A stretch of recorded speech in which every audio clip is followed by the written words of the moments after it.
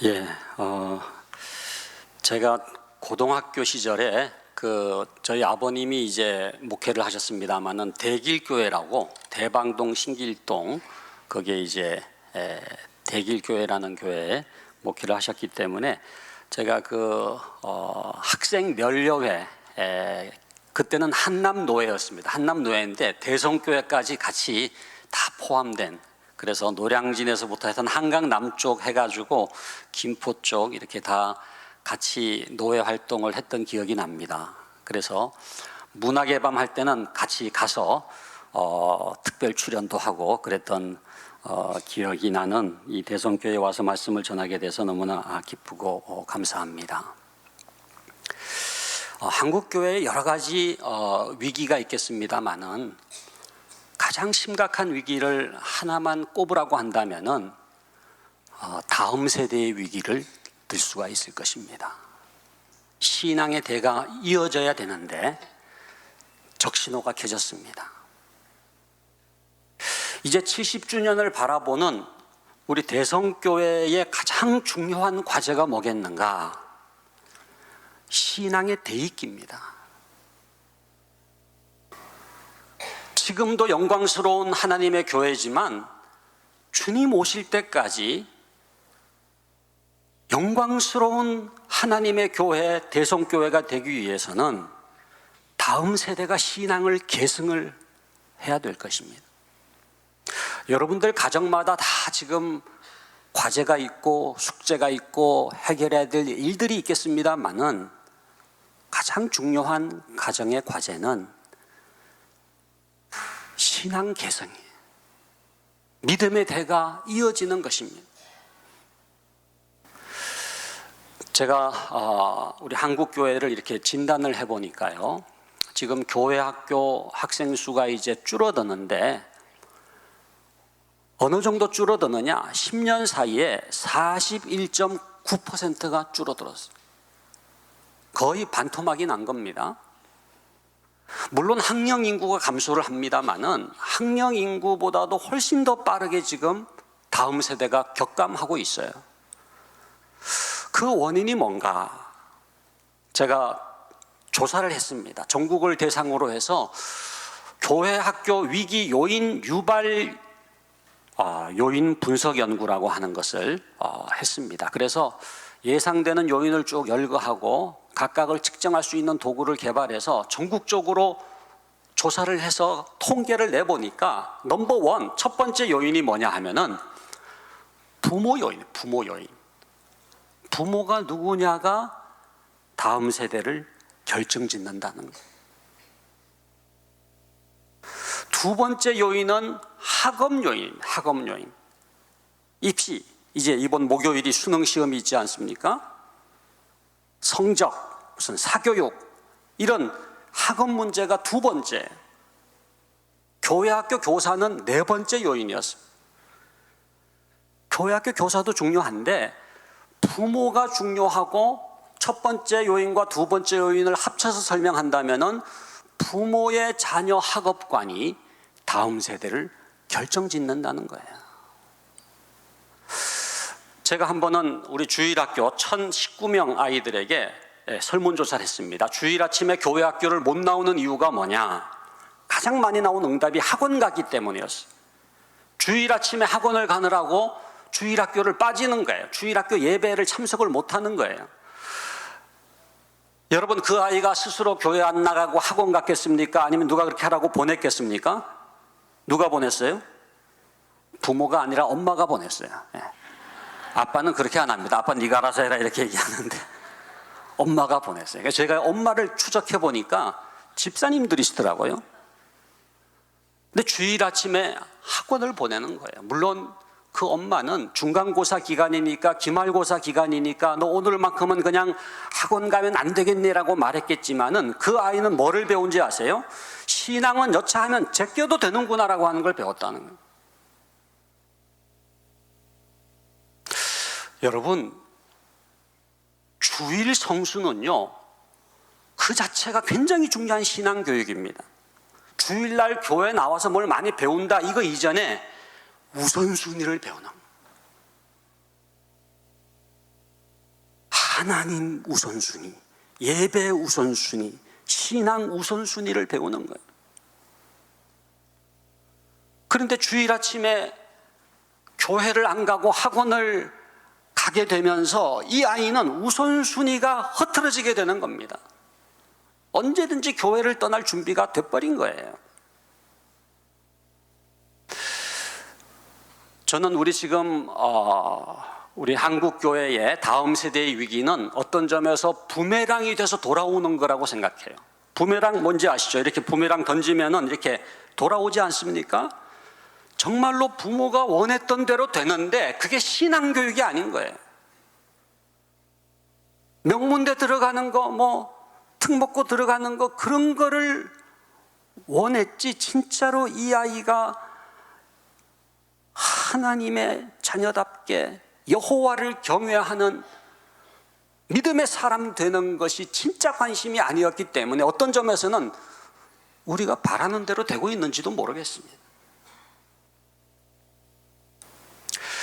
교회 다니는 사람은 많은데 진정한 의미에서 크리스찬 부모는 많지 않은 것 같아요. 여러분, 그 두 가지를 구분하실 수가 있겠습니까? 교회 다니는 부모는 누구예요? 그냥 부모가 교회를 다녀요. 그런데 자녀 교육은 세속적이에요. 안 믿는 사람과 하등 다를 바가 없어요. 그런 부모는 그냥 교회 다니는 부모입니다. 진정한 크리스찬 부모가 되기 위해서는 두 번의 거듭남이 필요해요. 첫 번째 거듭남은 부모가 예수 믿는 거죠.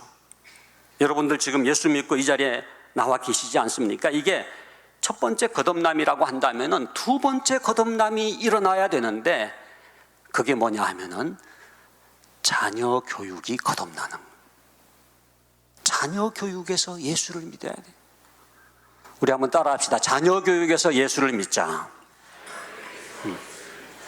근데 안 믿어요. 안 믿어요. 너무나 많은 한국교회 부모님들이 그냥 교회 다니는 부모로 전락하고 있어요. 정말로 크리스찬 부모, 진정한 기독학 부모가 되기 위해서는 이 세컨드 컨버전, 두 번째 거듭남이 일어나야 되는데 그냥 교회를 다니지만은 자녀 교육은 세속적인 거예요. 그러면은 그런 가정에서 자라나는 아이는 여러분 무슨 영향을 받겠습니까? 부모가 교회를 다니지만 자녀 교육이 세속적이면은 신앙적인 영향을 받겠어요? 세속적 영향을 받겠어요? 세속적 영향을 받는 거예요. 안 믿는 가정에서 자라나는 아이와 거의 다를 바가 없어요. 왜? 한 번도 성경 이야기를 하신 적이 없어. 신앙 이야기를 하신 적이 없어. 가정 예배도 안 드려요. 늘 하시는 얘기는 왜 학원 안 갔느냐? 너 그래가지고 무슨 대학 들어갈래? 뭐 땅을 파봐라 돈이 나오냐? 그런 얘기는 하시는데 신앙 교육을 안 하는 가정, 사실은 안 믿는 가정의 자녀 교육과 거의 다를 바가 없다는 거예요. 하나님께서는 신명기 6장 7절에 보면은 내 자녀에게 부지런히 가르치라고 그랬잖아요. 자녀 교육을 누구에게 맡기셨어요? 부모에게 맡기셨어요. 그런데 안 가르쳐요. 물론 우리가 자녀를 위해서 돈도 벌고 또 요리도 하고 설거지도 하고 합니다마는 성경은 분명히 말씀하기를 내 자녀에게 부지런히 가르치라고 말씀했는데 우리 한국 교회의 부모들은 보내는 사람으로 전락했어요. 학교 보내고 학원 보내고 태권도까지 태권도 학원 보내고 신앙교육은 어디 보내요? 주일학교 보내고 부모는 가정에서 뭐를 하느냐? 가르치지를 않는 거예요. 여러분, 다시 한번 우리가 자녀 신앙 교육을 생각하면서 우리의 신앙을 돌아볼 수 있는 시간이 될 수 있기를 간절히 바랍니다. 창세기부터 요한계시록까지 사실상 이 성경책은요, 자녀 교육 전문서적이에요. 하나님께서 하나님의 자녀들이지만은 부모를 세우셔서 부모에게 맡기시고 그 자녀를 어떻게 양육해야 될지 자녀 교육의 매뉴얼로 주신 책이 성경책입니다. 그러니까 성경책에는요, 어떻게 자녀를 양육해야 될지가 너무너무 자세하게 나와 있어요. 그 모든 귀저들을 한 귀절로 뽑아낸다고 한다면은 오늘 읽은 잠언 1장 7절 말씀입니다. 여호와를 경외하는 것이 뭐라고요? 지식의 근본이거늘. 제가 오늘 제목을 여경지근의 교육이라고 했는데, 여경지근이라는 사자성어가 무슨 뜻인지 아십니까?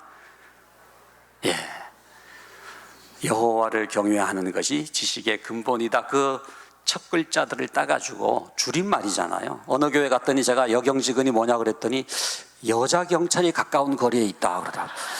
야, 그렇게도 설명할 수 있구나. 그게 아니고 여호와를 경외하는 것이 지식의 근본이라는,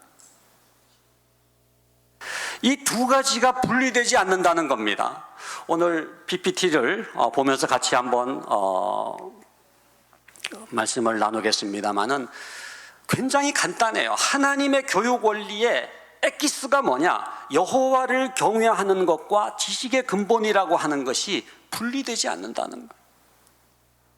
너무나 많은 부모들이 자녀가 지식의 근본이 되기를 원해요. 자녀가 지식의 근본이 되기를 원치 않는 부모가 어디에 있겠어요? 그런데 여호와 경외를 상실한 가정이 너무너무 많은 거예요. 보면은 이렇게 연결되어 있습니다. 이 네 가지가요, 이렇게 연결이 되어 있어요. 여호와를 경외하는 것과 부모를 공경하는 것과 선생님을 존경하는 것과 학업 성취, 지식의 근본이라고 하는 것이 이렇게 연결이 되어 있어요. 그렇기 때문에 하나님께서는 여호와를 경외하라, 그러면은 지식의 근본이 될 것이다라고 말씀을 하십니다마는 이 축복의 원리를 받아들이지 않는 부모가 너무너무 많은 거예요. 성경에 보면은 이 여호와 경외 교육에서 가장 성공적인 인물을 한 분 꼽는다고 한다면은 아브라함을 꼽을 수가 있어요. 여러분, 아브라함이 100세에 낳은 아들이 누굽니까? 이삭이잖아요. 이삭이 어떻게 했습니까? 모리아산에서 제물로 바쳐지잖아요. 하나님께서 아브라함에게 이삭을 허락하신 다음에 뭔가를 하나 테스트를 하기를 원하셨는데, 뭐를 테스트하기를 원하셨느냐 하면은 여호와를 경외하는지를 테스트하기를 원하셨습니다. 왜? 그것이 자녀 교육에서 가장 중요하기 때문에. 하나님께서 창세기 22장에 보면은 그 아브라함을 부르셔서 뭐라고 말씀하십니까? 내 사랑하는 독자 이삭을 제물로 바치라. 그래서 여호와가 정말로 하나님을 경외하는지 아니하는지를 테스트를 하신 거예요. 아브라함이 모리아산에서 이삭을 제물로 바칠 때 한번 생각해 보세요. 이삭이 뭐를 배웠습니까? 자식을 제물로 바치기까지 하나님께 순종하는 그 아버지 아브라함을 통해서 뭐가 여호와 경외인지를 처절하게 깨달았던 장소가 모리아산이었어요. 가정교육의 클라이막스입니다. 자녀 신앙교육의 클라이막스예요. 아버지 아브라함이 왜 이삭을 사랑하지 않겠습니까? 성경은 내 사랑하는 독자 이삭이라고 했잖아요. 그러나 하나님을 더 사랑하는, 하나님을 경외하는 그 아버지 아브라함을 통해서 뭐가 믿음인지, 뭐가 신앙인지 제대로 이삭이 교육을 받게 된 너무나 중요한 신앙교육의 장면이 모리아산이었다라고 하는 것입니다. 하나님께서 이 아브라함에게 나타나셔가지고 뭐라고 칭찬하셨습니까? 창세기 22장 12절에 보면 이렇게 돼 있죠. 내가 내 아들, 내 독자까지도 내게 아끼지 아니하였으니 내가 이제야, 그 다음 뭐예요? 네가 하나님을 경외하는 줄을 아노라. 통과가 된 거예요. 아브라함은 패스가 된 거예요. 아브라함이 어떻게 믿음의 조상이 되었는가, 여러 가지로 설명할 수 있겠지만은 우리같이 이제 기독교 교육학을 전공한 교수들로서는 바로 이 믿음의 자녀 교육, 여호와를 경외하는 그 믿음의 본을 보임으로써 그 이삭이 그 아브라함의 여호와 경외 신앙을 계승하게 된 거예요. 그러니까 이삭의 아들이 또 누굽니까? 야곱이잖아요. 야곱의 아들이 누구예요? 요셉이잖아요. 이 믿음의 가문이 이어지게 된 너무나 중요한 믿음의 자녀 교육의 사건, 그게 바로 모리아산에서의 여호와 경외, 바로 그 제사, 이것이 믿음의 조상이 된 핵심적인 요인이라고 말씀을 드릴 수가 있는 것입니다. 근데 여러분, 이 아브라함과 굉장히 대비되는 여호와 경외 교육에서 가장 실패한 인물 한 명 꼽을 수가 있죠. 구약에 나오는 제사장 가운데 기억나는 사람 누가 있습니까? 엘리입니다. 엘리에게는 두 아들이 있었어요. 홈리와 비느하스입니다. 여러분, 홈리와 비느하스의 문제가 뭐라고 생각하세요? IQ가 안 좋은 겁니까? 무슨 학교가 시시한 겁니까? 그게 아니에요. 홈리와 비느하스의 결정적인 문제는 여호와를 경외하지 않았다는 거예요. 여호와의 제사를 멸시했다고 했어요. 엘리가 훌륭한 제사장이었지만 결정적으로 실패한 게 있었는데 자녀 교육에서 실패했죠. 여러분, 직분자라고요, 뭐 장로, 권사, 뭐 안수집사, 저절로 자녀 신앙 교육이 되는 게 아닙니다. 엘리가 제사장이었지만 자녀 교육에서 실패하잖아요. 여러분들의 자녀에게 무슨 문제가 있다고 생각하십니까? 성적이 안 좋습니까? 내신이 안 좋습니까? 수능 점수가 안 좋습니까? 학교가 시시합니까? 그게 아니에요. 여호와를 경외하지 않는 것이 문제입니다.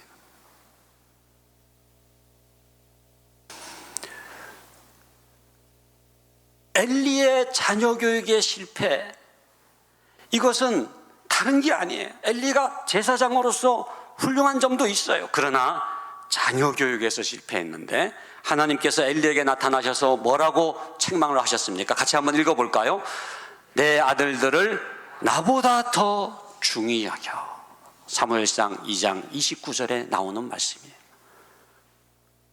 내 아들들을 나보다 더 중히 여겨. 무슨 얘기입니까? 엘리가 홈리와 비느하스를 얼마나 중히 여겼는지 몰라요. 근데 누구보다 더 중히 여겼다고요? 하나님보다 더 중히 여깁니다. 엘리의 자녀 교육의 실패는 자녀를 사랑하지 않았기 때문에 실패한 게 아니라 반대로 뭡니까? 자녀를 과도하게 사랑한 거예요.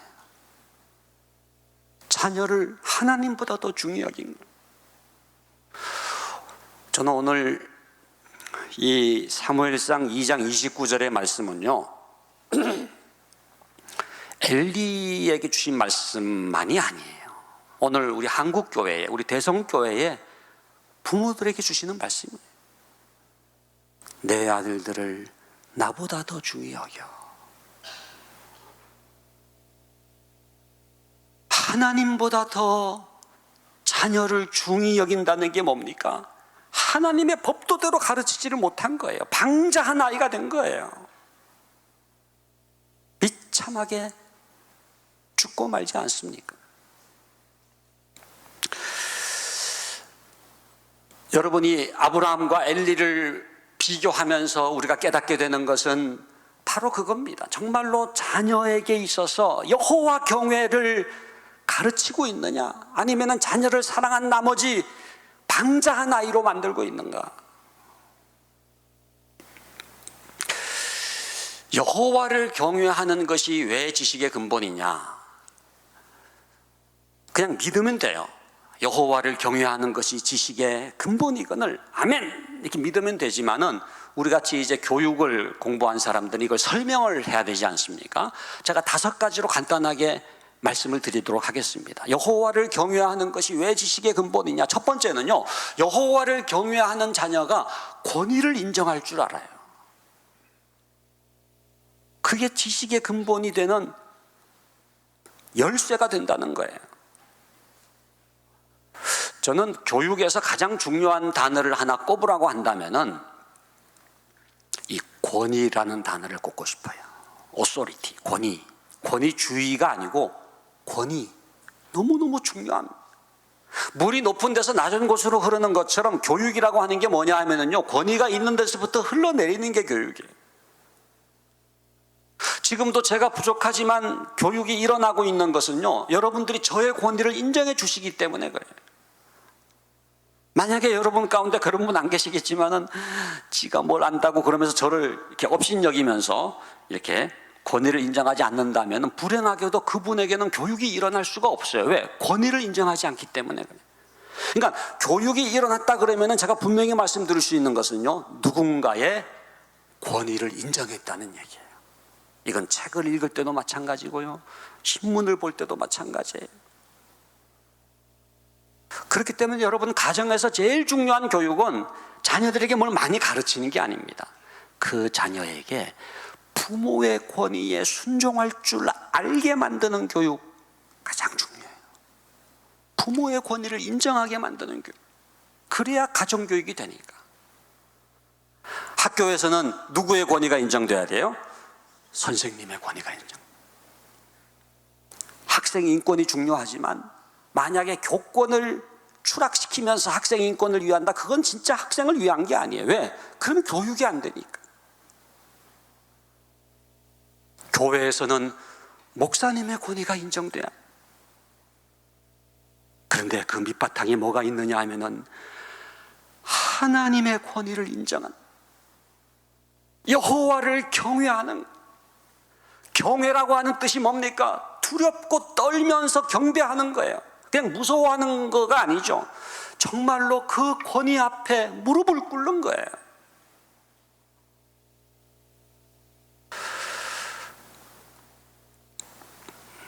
많은 심리학자들이 우리 한국의 가정의 자녀들에게 심각한 증상이 있다 그러더라고요. 그게 뭐냐 하면은 자아팽창이라고. 자아팽창, 영어로는 이고 익스펜션이라고. 그러니까 자아가 팽창됐다는 건 뭐야? 속된 말로 간땡이가 부었다는. 천상천하 유아독존 해가지고 그냥 기고만장해가지고 자기 멋대로 뭔가를 하려고 하고 엄마 머리채 잡아당기고 아빠 우습게 보고, 그렇게 바로 자아팽창 증세거든요. 하나둘 낳아서 곱게 키우다 보니까 그냥 자아가 팽창됐다는 거예요. 그런 아이들을 어떻게 교육을 시켜야 되느냐? 좌절을 시키라는 거예요.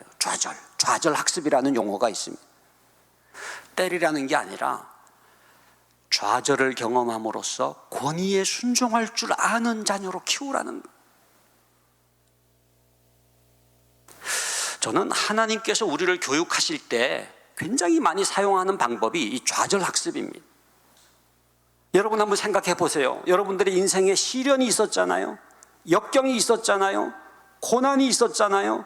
그런 시련과 역경과 고난을 통해서 하나님께서 우리에게 뭐를 가르치십니까? 하나님의 권위를 인정하는 법을 가르쳐 주시는 거예요.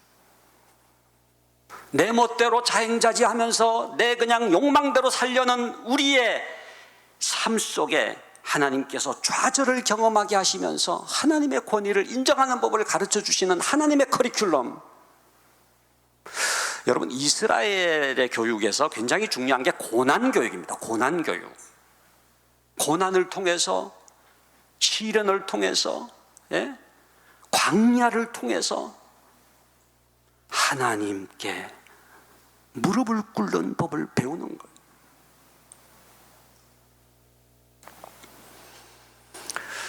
여호와를 경외하는 것이 왜 지식의 근본이냐? 하나님의 권위를 인정하는 자녀가 부모의 권위를 인정할 줄 알고, 그런 자녀가 선생님의 권위를 인정할 줄 알고, 그런 자녀가 지식의 근본이 된다는 거예요. 두 번째로는요, 여호와를 경외하는 것이 왜 지식의 근본이냐? 여호와를 경외하는 자녀에게 경청하는 태도가 생겨요. 사무엘처럼 주여 말씀하옵소서, 주의 종이 듣겠나이다. 여호와를 경외하잖아요. 하나님의 말씀을 청종하잖아요. 그러면은 듣는 귀가 열리는 거예요. 경청하는 태도가 생기는 거예요. 그러면은 그 자녀는요, 지식의 근본이 되는 거예요. 우리가 이스라엘 교육을 이제 뭐 좋은 교육이라고 얘기를 많이 하는데, 이스라엘의 교육을 한마디로 무슨 교육이라고 얘기합니까? 쉐마 교육. 쉐마라는 단어가 무슨 뜻이에요? 들으라예요. 들으라.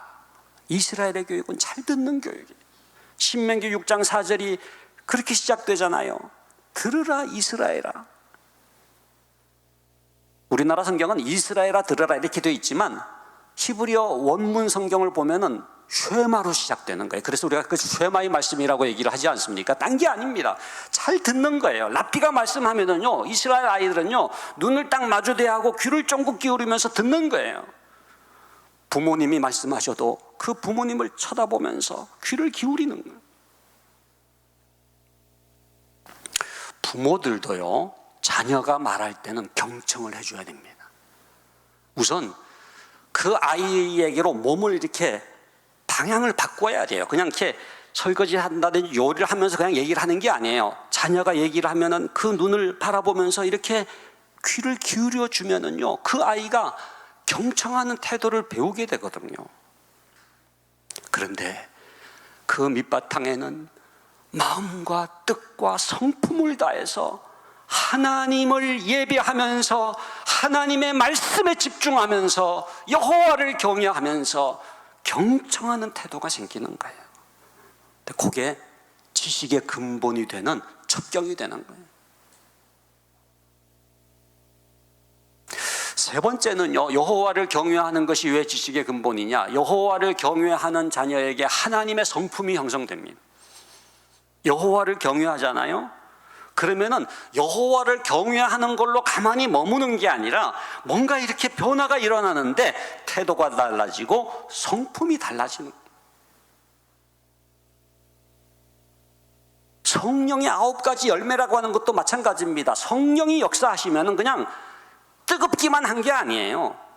열매가 맺어지는데 성품의 변화가 일어나요.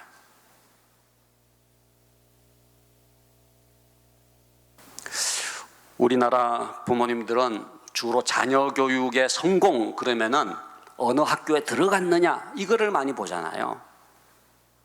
그게 아닙니다. 그 아이의 성품을 봐야 돼요.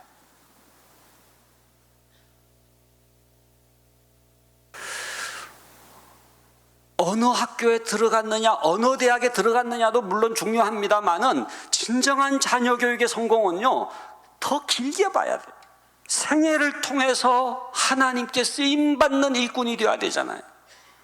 근데 하나님께서 생애를 통해서 쓰시는 일꾼이 누굽니까? 성품이 되어 있어야 돼요. 우리나라 사람들이 참 조급하기 때문에요. 한국 사람들이 외국에 가면은요, 외국 사람들이 아는 한국말이 있더라고요. 무슨 말을 알아요? 빨리빨리. 제가 한 번은 그 이집트 이제 성지순례 가면서 거기 피라밋이 있잖아요. 갔더니 구걸하는 이집트 소년이 저를 딱 보더니 $1 빨리빨리. 제가 그냥 놀래가지고 $1 주고 말았어요. 얼마나 유창하게 빨리빨리 그러는지 몰라요. 그 다음엔 이제 여전도회를 인솔해가지고 한 번 더 성지순례를 갔는데 똑같은 곳에 피라밋 근처에 갔더니 구걸하는 소년이 이제는 한국 여자만 보면은 뭐라 그러냐면 권사님 $1 빨리빨리. 권사가 돈이 있다는 걸 어떻게 알아가지고 권사님, 아무 여자나 권사님 그러면서. 근데 여러분, 우리나라처럼 이렇게 조기자가 많이 들어간 교육 용어가 많은 나라가 없나? 조기교육, 조기영어, 조기유치원, 조기유학, 무슨 조기를 그렇게 좋아하는지 몰라요. 얼마 전에 제가 그 산후조리원에서 나온 자매님을 만났는데 메르스 이후에 이제 아무나 못 들어오게 하는데 그래도 들어오는 사람이 있었다는 거예요. 누구냐 하면 학습지 광고하는 분이 들어왔대요. 그래가지고 지금부터 시작 안 하면 지금 막 몸 풀었는데 지금부터 입시 준비하라는 거예요. 야, 정말 제가 아주 감탄을 했습니다만은 근데 여러분, 빨리빨리가 아닙니다. 진짜 자녀 교육의 성공이 판가름 나는 곳이 있어요. 어딘지 아십니까? 천국입니다. 천국. 천국 가서 후회하지 않는 자녀 교육이 돼야 돼요. 여러분, 천국의 실종자 가족에 대해서 묵상해 보신 적이 있습니까? 실종자 가족처럼 가슴 아픈 사람들이 없잖아요. 시신을 찾은 사람이 그렇게 부러울 수가 없다는 얘기까지 하잖아요. 근데 천국의 실종자 가족은 누구냐? 우리 부모들이 먼저 천국에 갔어요. 여러분들이 먼저 천국에 갔어요. 이제는 우리 애가 올 때가 됐는데, 걔가 올 때가 됐는데 오지 않는 아이를 기다리는 천국의 실종자 가족에 대해서 묵상해 보신 적이 있습니까? 자기는 과외도 시키고 학원도 보내가지고 명문대 입학시켰기 때문에 자녀 교육만큼은 성공한 줄 알았는데 그게 성공이 아니라고 하는 것을 어디서 깨달아요? 천국에서 깨닫는 거예요. 내가 자녀 교육이 실패됐구나라고 하는 것을 천국에서 깨닫는 거예요. 신앙의 유산을 물려주지 않은 어떤 자녀 교육도 성공적인 자녀 교육일 수가 없습니다. 왜? 마지막에 후회하니까.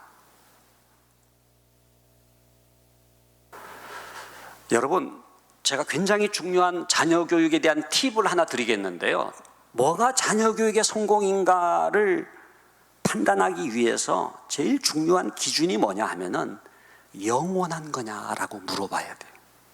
영원과 잇대어 있느냐. 지금 당장 아이고 집사님 어떻게 그 아이를 그 학교에 입학시키셨어요? 비결이 뭐예요? 우리에게 좀 가르쳐 주세요. 딴 사람들이 그냥 박수를 치면서 대단합니다. 그게 아니에요. 마지막에 천국 가서 하나님 앞에서 자녀 교육이 판가름 나게 되어 있다는 거예요. 여러분, 그 버지니아 총기 난사 사건 혹시 아직도 기억하십니까? 버지니아 총기 난사 사건, 너무 끔찍했던 사건이기 때문에 기억을 하시는 분들이 많을 텐데, 그 조군이 이제 범인이었거든요. 그 엄마가 신문사 인터뷰하면서 한 말이 있어요.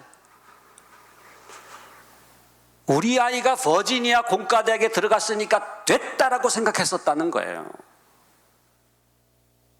된 게 아닙니다.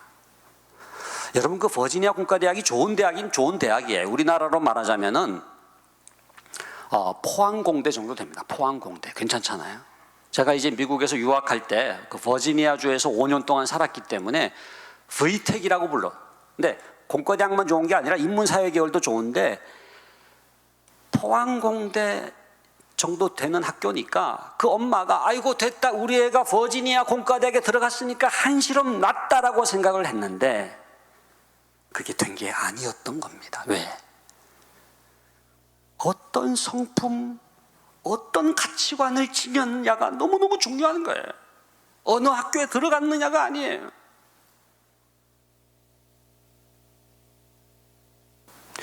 저는 우리 사랑하는 대성교회 우리 부모님들, 여러분들의 자녀들이 정말로 여호와를 경외하고 하나님의 성품이 형성되고, 그래서 그 자녀들이 생애를 통해서 하나님의 쓰임받는 일꾼 되기를 간절히 바랍니다. 그래서 천국에서 후회하지 않는 자녀 교육, 주인공이 되기를 바래요.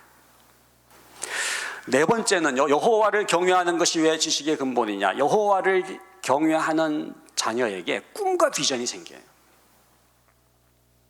성경을 읽고 예배를 드리고 기도하면서 하나님, 저도 모세 같은 인물이 되고 싶어요. 다윗 같은 인물이 되고 싶어요. 그 꿈이 생기잖아요. 그게 지식의 근본이 되는 파워의 원천이에요. 왜 사는지를 깨달아요. 삶의 목적이 생기고 방향이 생기는 거잖아요.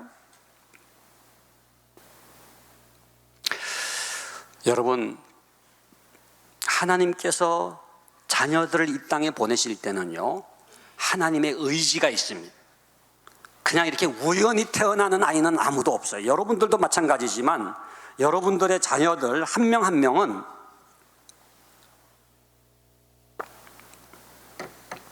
하나님의 의지가 있어요. 하나님의 신적 목적이 있어요. 분명한 목적을 갖고 의지를 갖고 그 아이를 이 땅에 보내시기 때문에 하나님께서 그 아이 한 명 한 명에게 선물을 다 주셨어요. 그게 영어로는 기프트고, 우리나라 말로 번역할 때 기독교 용어로 번역하면 뭐라고 번역해요? 은사입니다. 은사. 그래서 소명과 은사는요, 동전이 앞뒷면과 같아요. 소명을 보면 은사가 보이고요, 은사를 보면 소명이 보여요. 왜? 소명을 주신 그 뜻을 이루기 위해서 은사가 필요한 것이고, 은사를 보면은 그 은사를 주신 목적인 소명을 깨닫게 되는 거기 때문에 그래요. 근데 이게 다 달라요. 형제지간에도 은사가 다르잖아요. 일란성 쌍둥이도요 은사가 다르더라고요. 이건 제가 자신 있게 얘기할 수 있습니다. 왜냐하면 제가 일란성 쌍둥이이기 때문에 그래요. 저랑 똑같이 생긴 복제인간이 돌아다니고 있으니까 조심하시기 바랍니다. 특별히 여기 안양 쪽, 군포 쪽 가실 때 조심하셔야 되는데 샘병원이라고 있어요. 군포에 지샘병원이 있고 안양 샘병 거기 이제 대표 원장을 하고 있습니다만은 지금도 구분을 못하는 사람이 나이가 좀 들었는데도 불구하고 제가 일부러 가르마를 지금 반대로 하고 다니는 겁니다. 원래 이렇게 하면 더 멋있는데 구분하라고 이렇게 지금. 근데 저희 아버님이 구분을 못 하시죠. 낳긴 낳으셨는데 저희 아버님이 이제 대구 동신교회 담임을 하셨는데 대구 동신교회라고 있잖아요. 이제 그 마침 이제 교회가 사택을 수리하기 때문에 저희가 이제 교회 마룻바닥에서 태어났는데 쌍둥이가 태어난 거죠. 근데 이제 홍역에 걸렸는데 제가 분명히 약을 먹었는데 또 약을 주시더라고요. 이상하다. 그래도 감사함으로 받으면 버릴 것이 없다고 그랬잖아요. 먹었더니 옆에 시름시름 죽어가는 거예요. 저만 약을 2번 먹은 거 있죠. 근데 이제 우리가 결혼을 하면서 재산을 나눠야 되는데 이 사진을 이렇게 나누는데 어떤 사진이 나왔느냐 하면은 이 사진이 나와 있습니다. 이 사진 보입니까? 요게 그 왼쪽에 이렇게 착하게 생긴 게 저예요. 기도 이렇게 눈 감고 기도하는 소년. 너무 예쁘지 않습니까? 오른쪽이 이제 그 박상은 장로라고 샘병원에 지금 있다고 그랬잖아요. 장로입니다만은. 근데 눈 뜨고 쳐다보는 거예요. 근데 자꾸 자기가 기도하는 소년이라는 거예요. 저는 눈 뜬 적이 없거든요. 그래서 아니다. 나 눈 감고 기도하는 게 나다. 그랬더니 아니 자기가 이제 눈 감고 기도하는 게 자기이기 때문에 이거 자기가 가져가야 된다는 거예요. 아니다. 이거는 나다 해가지고 실랑이가 벌어졌는데 해결이 안 되는 거예요. 진짜 억울하더라고요. 야, 정말 어떻게 이 난국을 헤쳐가야 되는가. 근데 마침 저희 아버님 교회에 그때는 이제 대길교회 여기 왔을 때였습니다마는 정전도사님이라는 전도사님이 계셨는데 그분이 지나가다가 이 사진을 보더니 손깍지를 껴보라는 거예요. 여러분 다 껴보세요. 저는 오른손이 올라가거든요. 오른손이 올라가는 분 손 들어요. 오른손이 올라가는 분. 이분들은 저랑 같은 종족입니다. 근데 왼손이 올라가는 분도 계세요. 왼손이 올라가는 분 손 들어보세요. 왼손이 올라가는 분. 이분들은 좀 이상한 건 아니지만 여하튼 저쪽 편이에요. 이게 다르더라고요. 반대로 하려고 그러면요 어색해서 잘 되지도 않아요. 너무나 자연스럽게 저는 오른손이 올라가는데 사진을 잘 보면은요 오른손이 올라가는 소년이 눈 감고 기도하고 있는 거예요. 왼손이 올라가는 소년이 눈 뜨고 쳐다보고 있는 거예요. 그래서 제가 기도하는 소년이라는 게 입증이 됐다는 것 아닙니까? 얼마나 감사했는지 몰라요. 근데 여러분 제가 뭐를 깨달았느냐 하면은 일란성 쌍둥이인데 이란성도 아니고 일란성 쌍둥이인데도요 이게 다르더라고. 손깍지가. 그리고요 은사가 다르고 하나님의 신적 목적이 달라요. 하나님은 똑같은 작품을 만드신 적이 없어요. 여러분 모든 자녀 심지어는 일란성 쌍둥이까지 하나님의 독특한 뜻이 있기 때문에 이 땅에 보내진 존재예요. 하나님의 의지가 있어요. 하나님의 꿈이 있고 비전이 있는 거예요. 그렇기 때문에 여러분 70억 인구가 있다고 하는데 다 다릅니다. 다 달라요. 다 독특해요. 그렇기 때문에 가장 어리석은 부모는 누구냐? 엄친아 엄친딸하고 뭐 하는 부모예요? 비교하는 부모예요. 비교하는 부모예요. 여러분 자녀는 비교의 대상이 아닙니다. 왜? 그 아이만의 목적이 있고 꿈이 있고 비전이 있기 때문에 그래요. 마이웨이가 있어요. 여러분 하나님은 100명이 있다 그러면은 한국 교육은 1등부터 100등까지 똑같은 잣대를 가지고 수능 시험 이거 가지고 그냥 1등부터 100등까지 줄을 세우잖아요. 그러나 하나님께서는 100명이 있다 그러면 몇 가지 잣대를 갖고 계실까요? 100가지 잣대를 갖고 계세요. 진짜예요. 그 아이만의 삶이 있어요. 부르심이 있어요. 은사가 있어요. 우리 부모들의 사명은요 그렇기 때문에 그 아이 속에 은사가 불일 듯 일어나게 하는 거예요.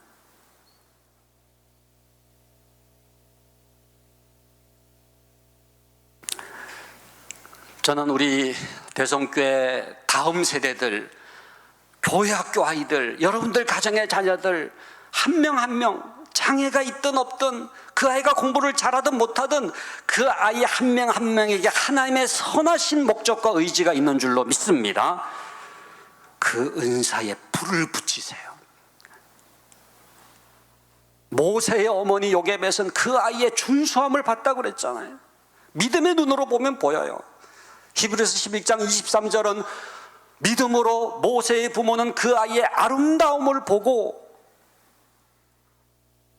모세의 부모가 주어입니다만은 동사가 뭐냐 하면은 믿음으로 보고예요. 믿음으로 보고, 믿음으로 보면은 그 아이의 은사가 보일 줄로 믿습니다. 그렇기 때문에 그 아이의 이 꿈과 비전을 불일 듯 일어나게 해주는 게 중요한데, 여호와를 경외할 때 내 삶의 목적을 깨닫게 돼요. 방향을 깨닫게 돼요. 지금 아이들의 가장 심각한 문제가 뭐냐면요, 왜 공부하는지를 몰라요. 왜 사는지를 몰라요. 왜 대학을 가야 되는지도 몰라요.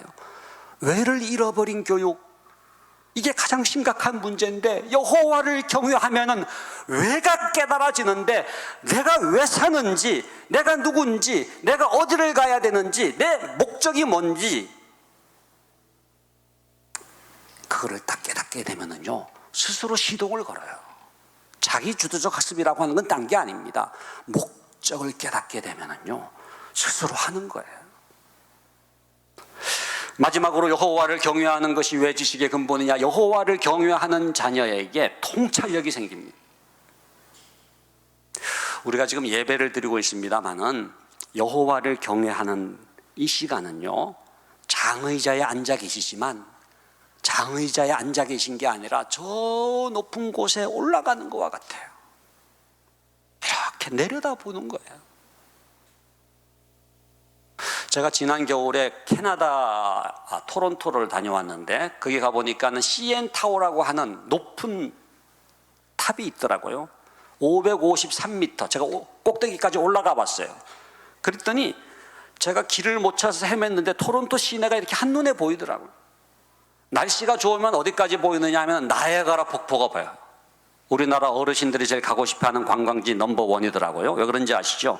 나이아가라 그러면 나이가 가기 때문에 실질적으로 관광지 선호도 조사에서 1위를 차지를 했더라고요. 근데 제가 뭐를 깨달았느냐 하면 553m만 올라왔는데도 이렇게 통찰력이 생기는구나. 여러분, 우리의 자녀들이 여호와를 경외하잖아요. 그러면은 저 높은 상공에 올라가는 것과 같은데, 내려다보면은 뭐가 보이는지 아세요? 자기 인생이 보여요. 내가 어떻게 태어나서 어떻게 하나님께로 돌아가는 나그네 인생가가 보이는 거예요. 어떻게 인류가 창조함 받아서 어떻게 종말을 맞이하는지가 보이는 거예요. 이것처럼 중요한 지혜가 없습니다. 요즘에 교육학에서 메타인지를 많이 강조하죠. 학원 쪽에서도 뭐 요즘은 메타인지 그러는 분들이 계신데, 메타인지라고 하는 게 뭐냐 하면은요, 그냥 앉아서 열심히 공부하는 게 아니에요. 공부하고 있는 나 자신을 이렇게 내려다보는 거예요. 왜 공부하는지를 아는 거예요. 어떻게 공부해야 되는지를 아는 거예요. 이게 메타인지거든요. 그런데 메타인지 중에 메타인지는 뭐냐? 여호와를 경외하는 것이, 삼라만상이 깨달아지는, 천지를 창조하신 하나님, 내가 배우는 국어, 영어, 수학, 무슨 예술, 사회, 과학, 이 모든 것은 하나님의 창조 세계에 대한 것이라고 하는 것이 깨달아지면서, 아하, 하나님께서 창조하신 모든 세계가 한눈에 들어오는 거예요.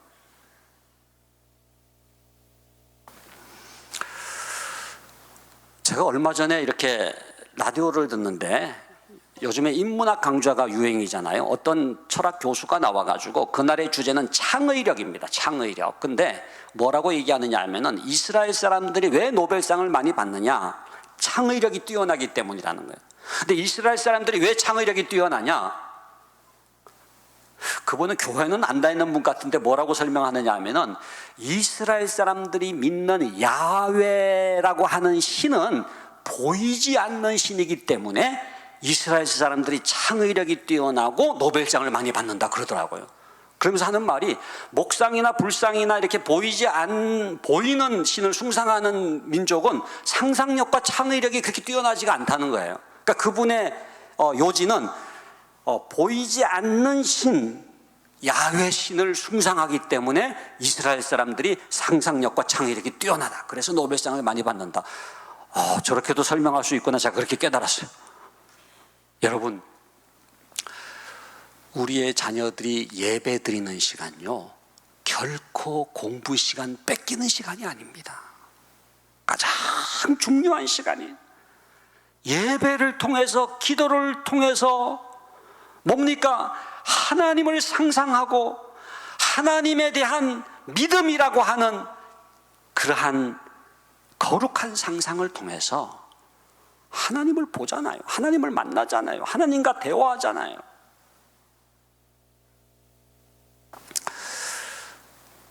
제가 지금 5가지로 말씀을 드렸습니다만은 여호와를 경외하는 것이 지식의 근본이거니라고 하는 말씀 속에는 5가지 정도가 아니에요. 수천 가지, 수만 가지 엄청난 복을 담아 놓으셨는데 여러분들과 여러분들의 자녀들은, 또 손주들은, 우리 대성교회 다음 세대들은 이 여경지근의 복을 누릴 수 있기를 간절히 바랍니다. 여호와를 경외할 때에 주시고자 하시는 하나님의 축복을 가득가득 담아 놓으신 거예요. 자, 그렇다고 한다면은 결론적으로 우리가 어떻게 해야 되느냐? 굉장히 중요한 연결고리를 발견하게 되는데 이겁니다. 신앙과 태도와 학업이 이렇게 연결이 되어 있어요.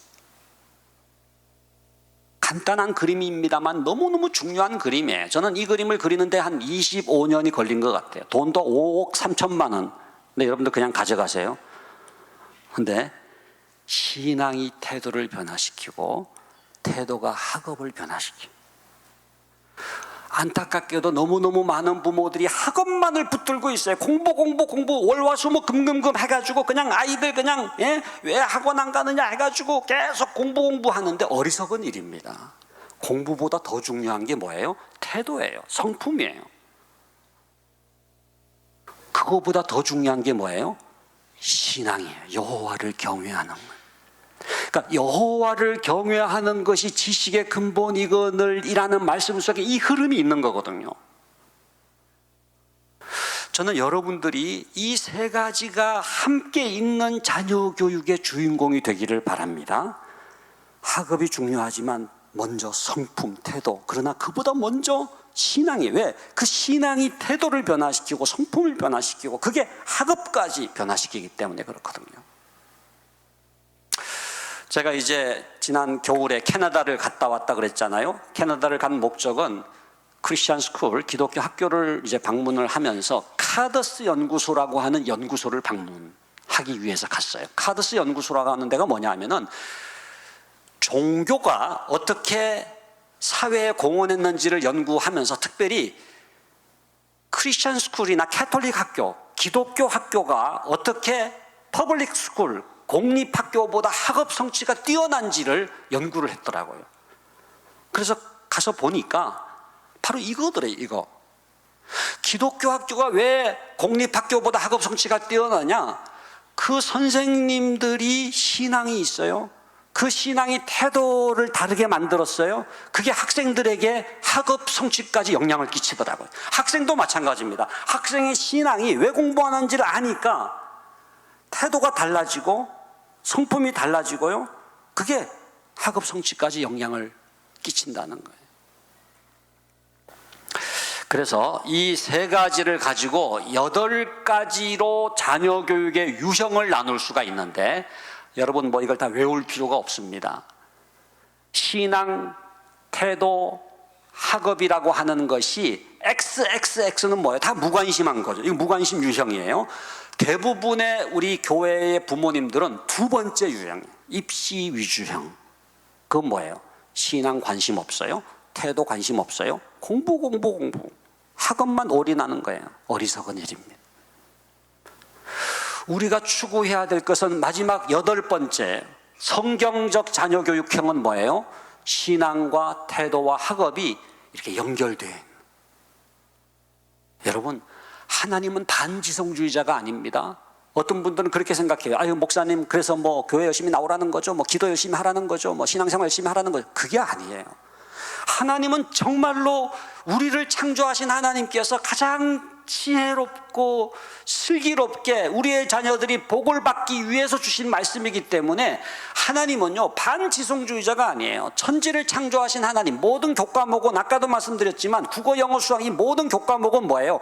하나님의 피조세계의 원리를 배우는 거거든요. 하나님을 아는 아이가 하나님이 창조한 세계를 가장 잘 알 수 있는 줄로 믿습니다. 연결되어 있어요. 하나님을 아는 것과 하나님이 창조한 세계를 아는 것은요, 연결되어 있어요. 이게 바로 여호와를 경외하는 것이 지식의 근본이라는 말씀의 핵심적인 원리입니다. 그렇기 때문에 그냥 뭐 공부하지 말고 뭐 교회만 열심히 다니라, 그게 아니에요. 정말로 여호와를 경외할 때 비로소 지식의 근본이 된다.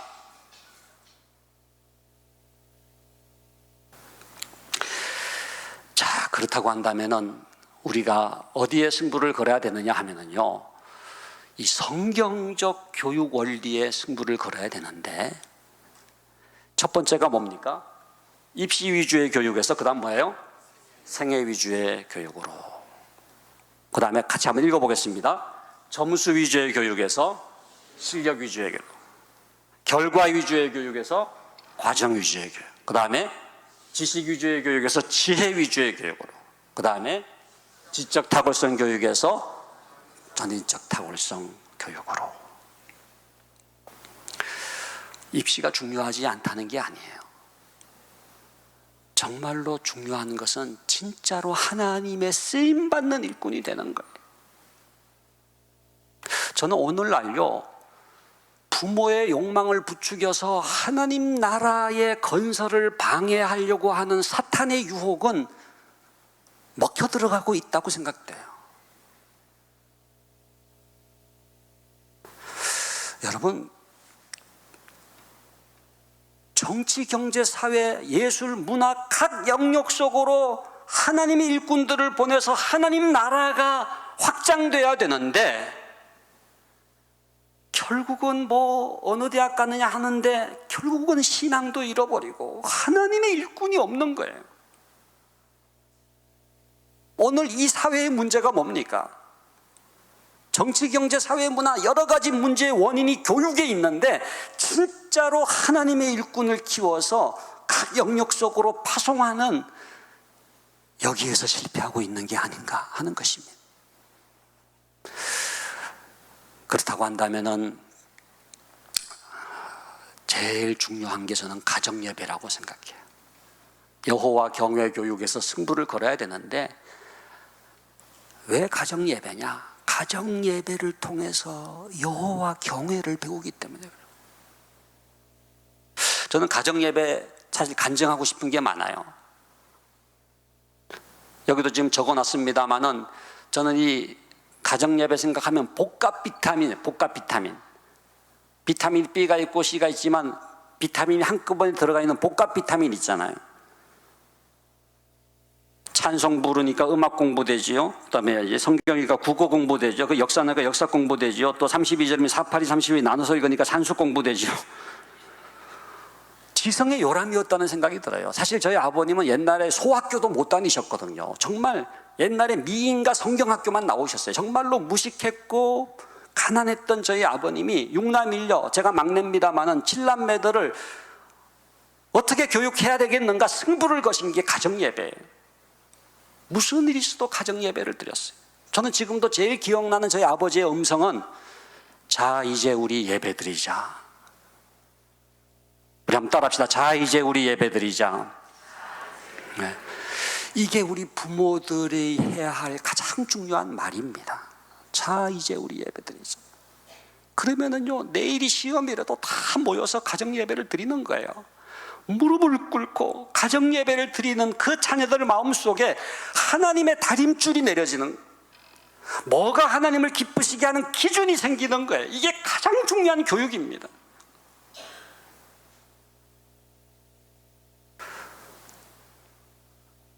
너희가 이 땅에 발을 딛고 살지만 너희는 하나님 나라의 백성이란다.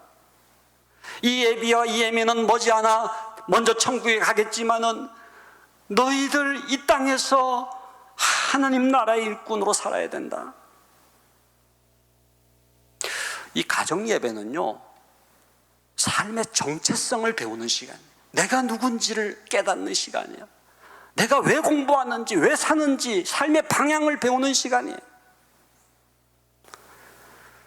그러면은 그 가정 예배에서 여호와 경외를 배움으로써 어떻게 됩니까? 지식의 근본이 되는 거예요.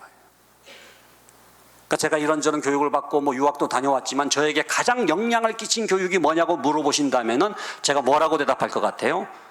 가정 예배입니다. 가정 예배. 진짜예요.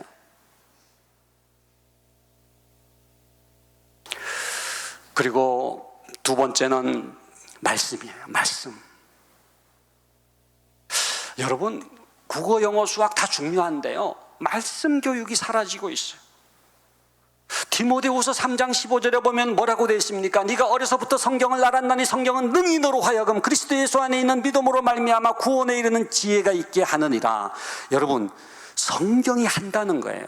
주어가 성경은이고요, 하느니라, 한다. 한번 따라 하시기를 바랍니다. 성경이 한다.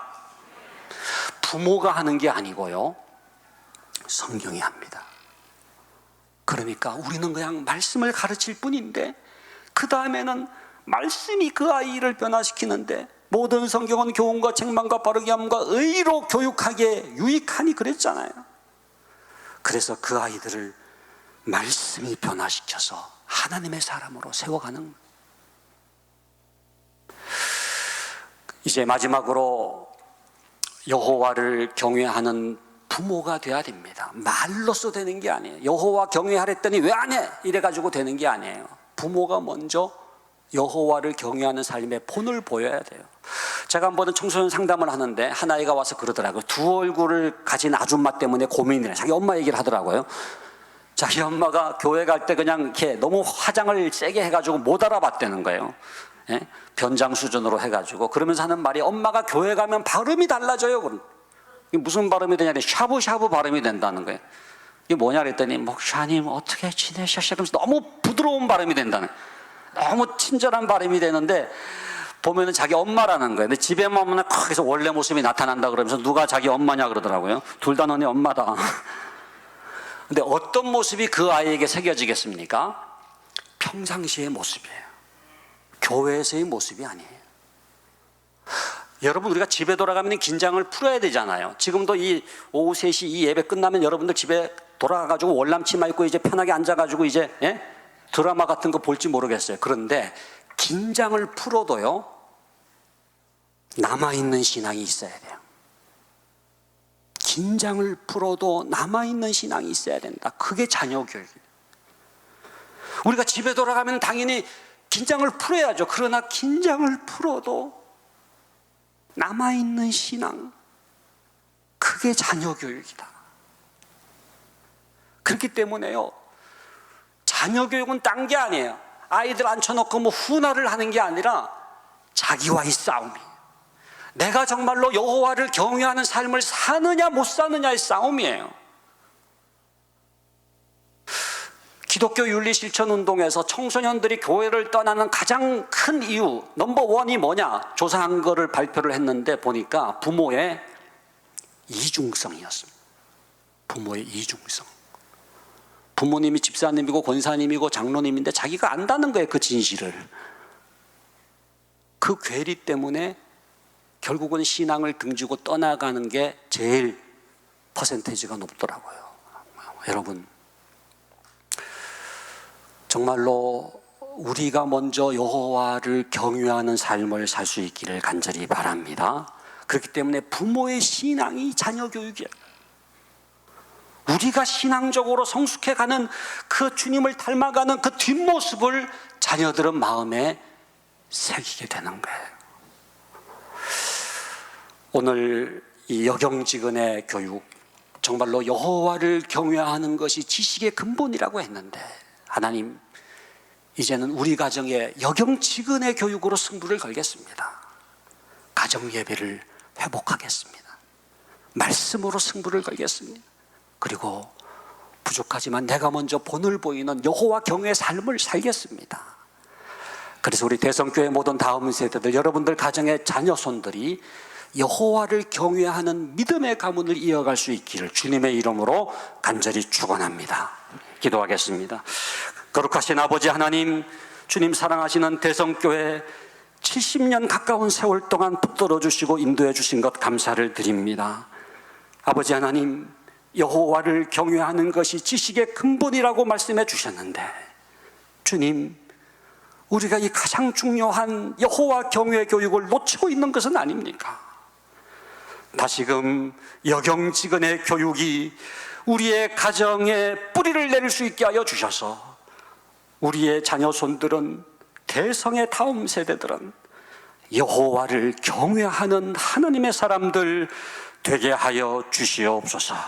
그리하여 여호와를 경외하는 것이 지식의 근본이라고 하는 이 하나님의 축복을 누리는 모든 성도들의 삶과 가정이 되게 하여 주시옵소서. 예수님 이름으로 기도하옵나이다. 아멘.